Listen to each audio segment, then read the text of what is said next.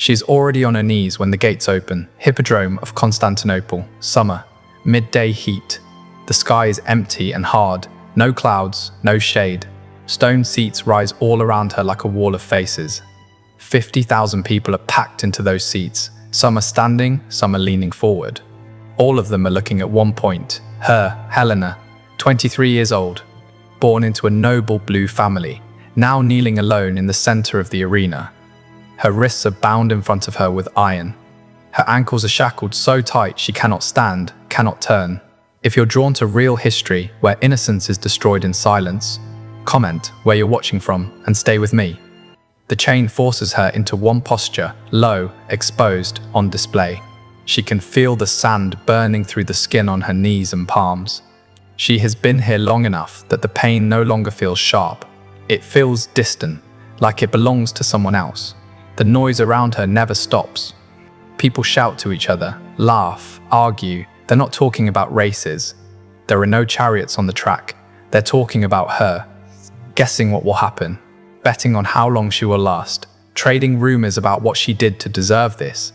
Helena does not know what they have been told. She was not given charges. She was not given a sentence. All she was told was to kneel and not move. Then the sound changes. Behind her, metal scrapes against stone. A heavy gate slides open. Voices shout in commands she cannot make out. There is the clatter of hooves on solid ground, then the dull thud of those hooves hitting sand. The crowd reacts instantly. The noise rises like a wave, rough, excited, hungry. Helena twists as far as the chain allows. She cannot turn fully. She can only see out of the corner of her eye, dust, movement, something large and dark. Then she hears it breathe. Low, rough, close. A bull. They have brought a bull into the arena, and they are driving it toward her. This is not a random cruelty. This is not a simple execution. This is a staged moment, a message. And this is still not the worst part. The bull walks slowly, deliberate steps, guided by handlers with ropes and poles. It is not charging, it is not confused. It is calm. The handlers keep it just far enough away that Helena can't feel it yet, only hear it, only imagine it. The crowd starts to chant now, not for her, for the moment they paid to see. Helena's breath comes in short bursts, her shoulders shake. Her hands are trembling against the chains. She tries to think of anyone she knows in the stands. Family, friends, people who shared meals with her. Are they watching? Do they look away? Or are they leaning forward like everyone else? The bull steps closer. She can hear the sound of its breathing more clearly now. The weight of it. The power in each exhale. Someone in the stands shouts her name. Not kindly. Helena drops her head. She does not know, yet, that this moment is not about killing her body. It is about killing something else. Her name, her standing, whatever future she might have had. She does not know that other people have already died in this arena this week. She does not know that the men watching from the shaded imperial boxes above believe this is the safest way to control a city. She only knows this. The bull is behind her now, close enough that she can feel the heat of its presence, though it has not touched her, and nobody moves to stop any of it. This is not the moment when things went wrong. This is the moment when the system worked exactly as designed. To understand why Helena is here, you have to understand what this place really is. The Hippodrome was built to look like entertainment, 400 meters of track, stone seating for tens of thousands. An ornate imperial box, the Kathisma, where the emperor and his court sat above everyone else. On race days, the arena was full of color. Blue and green banners, chariots painted with symbols, drivers treated like celebrities. But under the surface, something else was happening. Beneath the sand, there were corridors and chambers, storage rooms holding cells, hidden passageways that allowed guards to move people in and out without the crowd seeing. The Hippodrome was not only an arena, it was infrastructure, a place where the emperor could look down and see the entire city gathered in one space. A place where loyalty could be measured by where people sat, what colors they wore, how loudly they cheered. A place where obedience could be rewarded publicly, and where disobedience could be punished just as publicly. What you are watching happen to Helena did not begin with her arrest, it began with the factions. In Byzantine Constantinople, people were not just citizens, they were blue or green. Originally, these were the teams that raced chariots. Over time, they became something much more. They turned into political parties, street gangs, religious pressure groups, private security forces. If you were born into a blue family, you were expected to live and die blue. If you were green, the same. They had their own leaders, their own meeting halls, their own ways of enforcing discipline. They could organize quickly, they could fight in the streets, they could turn a crowd into a weapon. The hippodrome was where this loyalty became visible. Blue sat on one side, green sat on the other. You wore your colors, you cheered for your team. You joined in the chants. If you stayed silent, people noticed. If you cheered at the wrong time, people noticed. And when the emperor looked down from his box, he saw more than chariots. He saw a map of his city's loyalties. He saw who might support him, who might resist, who might be persuaded or punished. The factions gave emperors a powerful tool: promise favor to one side, threaten the other, play them against each other so they never unite. Most of the time, this balance held.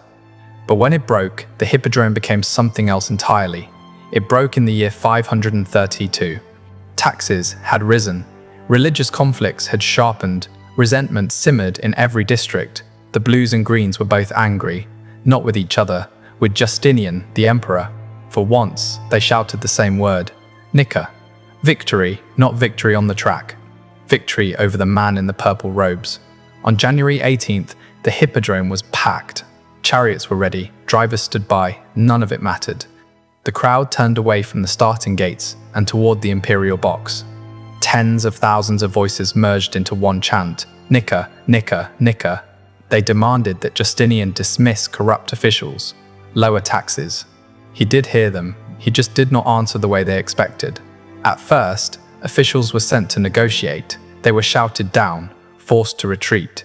Then Justinian made a choice. He ordered the gates sealed, every exit, every passageway that led out of the arena, locked. People only realized slowly. At first, the chanting faltered. Then it stopped. Confusion spread. Some tried to leave and found the way barred. Panic spread through the stands. They were trapped, not at a race, in a container, with an emperor who had decided to solve his problem in the most direct way possible. Whatever you imagine happened next, the reality was worse. Justinian summoned his best general, Belisarius, a man who would later be famous for campaigns against foreign enemies. That day, his army's target was inside the capital, inside the hippodrome. He entered through a passage beneath the arena with 3,000 soldiers. Heavy infantry, shields, short swords, spears. No archers, no long-distance weapons. What was about to happen would be up close. The soldiers formed a line across the arena floor. Then they began to move up into the stands. The people trapped inside had no weapons, no armor, no training. Most had come expecting races, a day out. Noise and spectacle, but not this kind. As soldiers advanced, some tried to fight with bare hands. Some tried to climb the walls. Some tried to break through the locked gates. They failed.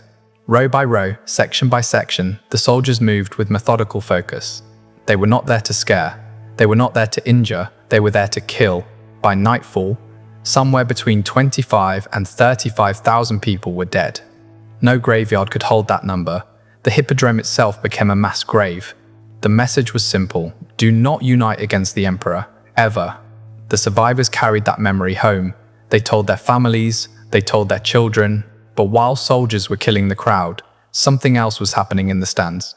Officials were moving through the chaos with lists. They were looking for specific people, leaders, spokesmen, wealthy backers of opposition, and the families connected to them.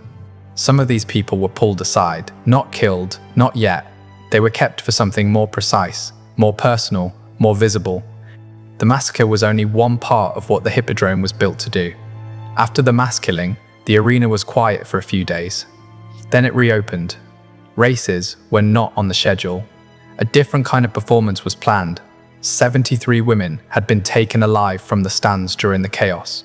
Wives and daughters of men who had spoken too loudly or stood in the wrong place at the wrong time. They had been kept beneath the arena. No proper beds, no privacy, little food, less water. By the time they were brought up, they were weak. That was intentional. The crowd that day was smaller, around 10,000, but those 10,000 had been chosen.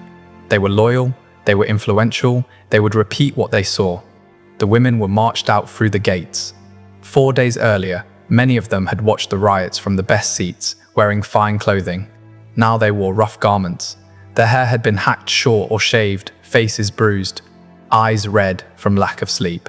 They were paraded around the track in a line. Guards walked on either side. A herald announced their names and supposed crimes, supporting treason, encouraging rebellion. Failing in proper obedience, the crowd was urged to respond.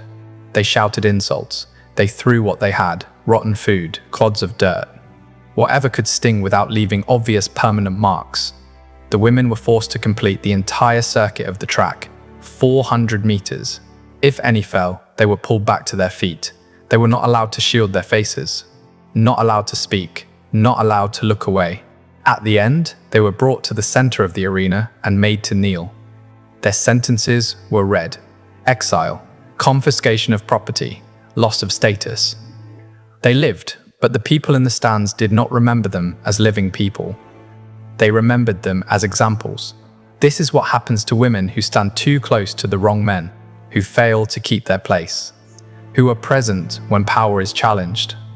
Their families lost more than land. They lost a future. You are watching the same process being applied to Helena. Her punishment is not about blood. It is about erasure. The Nika massacre changed something in Constantinople. The Hippodrome did not go back to being just a racetrack. It proved how effective a single public space could be for controlling an entire population. From then on, it became one of the empire's main stages for political punishment. Some of these punishments were quick, blinding, for example. The Byzantines used blinding as a way to remove rivals without killing them. If a man could not see, he could not lead armies, he could not read documents. He could not sit confidently in the imperial box and look down at the people below. But he could walk through the city as a warning. People would see him and remember. Romanos IV, a former emperor, is one of the most famous cases. After military defeat and political betrayal, he was brought to the Hippodrome. The crowd gathered to see what would be done. His crimes were read aloud, not just failure, danger, endangering the empire itself. Then his site was taken, not in a hidden room, not in private, in front of people who understood that they could be next if they backed the wrong man. The accounts do not linger on every detail. They do not have to. Everyone present knew what it meant to watch a man walk into the arena one way and be led out another. Alive, but reduced. Blinding was efficient. The methods developed in the Hippodrome went further. Sometimes, chariots themselves became tools of punishment, not for winning races, for ending lives. A rebel or assassin might be tied behind a chariot instead of seated inside it. Arms bound, legs secured, then the horses would be driven around the track, not at full racing speed. Slower, slow enough for everyone in the stands to see the body jerk with each movement. Slow enough for the punishment to last. People knew what sand and stone could do to a human body dragged across them. The point was not to surprise the crowd. It was to show exactly what happened to those who challenged power. Word of such executions traveled quickly. You did not need to see one to picture it.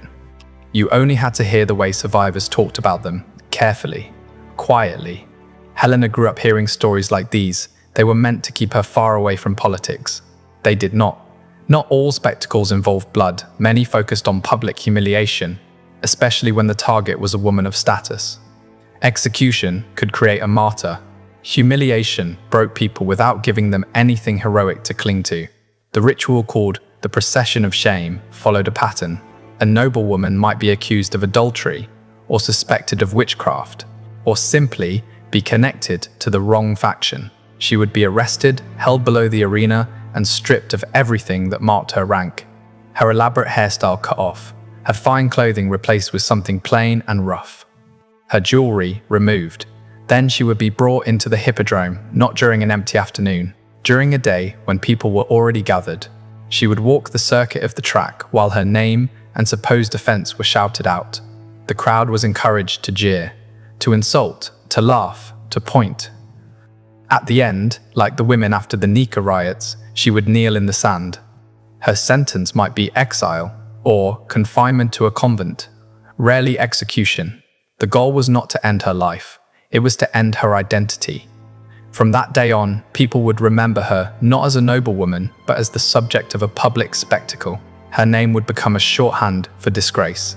Theodora, the powerful empress married to Justinian, understood this system well. She had grown up on the edges of the hippodrome's world, not noble, not respected. When she gained power, she used the arena against women who had once insulted her. They were brought in, paraded, shamed, erased, then sent away. Their social deaths were complete before their physical deaths ever came. All of this history is hanging in the air as Helena kneels in the sand. She knows what this place can do. She has seen people led into the hippodrome and come out different, or not at all. She knows there are cells beneath her feet, tunnels, storage rooms. She knows men in fine clothing are watching from the shaded imperial boxes above. The bull behind her does not know any of that. It only knows the pressure of the handlers' ropes and the sound of their voices. It snorts, shifts its weight, steps closer. Helena can feel the vibration through the ground now. Her breathing speeds up. For her, this is not an abstract lesson in power. It is a direct, personal terror. She believes she is about to die, not later, now. She believes that whatever story is being told to the crowd with her body will end in her death. The guards do nothing to correct that belief. That is the heart of this spectacle. They let her mind run through every possible horror. They let the crowd project their own ideas of what might happen. They let fear do most of the work. The bull's head lowers slightly. The crowd leans forward. This is the moment they will talk about later. Did she scream? Did she stay silent? Did she beg? These questions matter more to them than what actually happens. The handlers keep the bull just close enough. Helena can feel its breath on her back. She screams. The sound cuts through the arena for a moment. Then it is swallowed by the roar of the crowd. The bull does not touch her. It never will. That was never the plan. Minutes pass.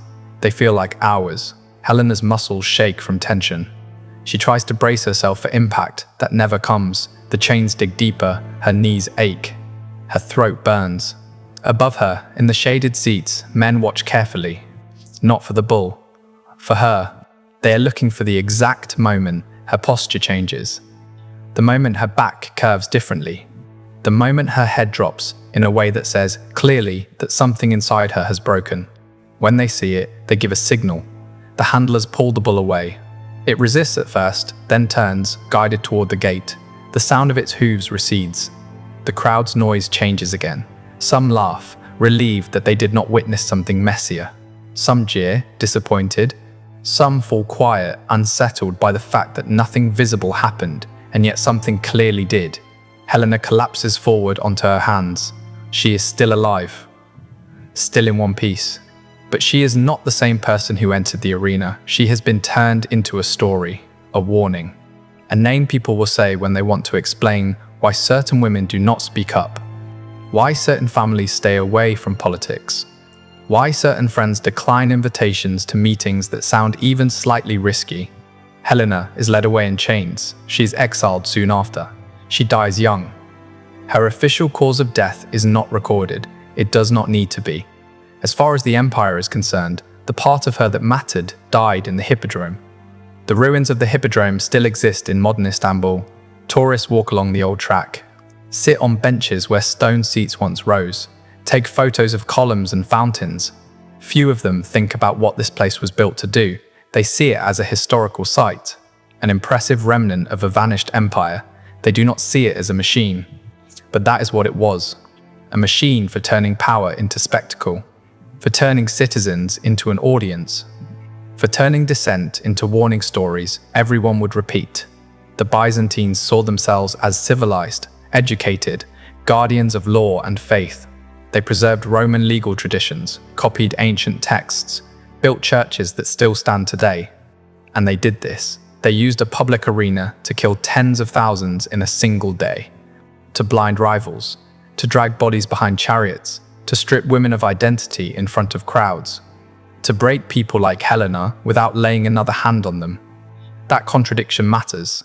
It shows that civilization does not erase cruelty. It refines it, makes it efficient, careful. strategic. The hippodrome is gone as a working arena, but the pattern it represented has not disappeared. Modern states still use public examples. They still humiliate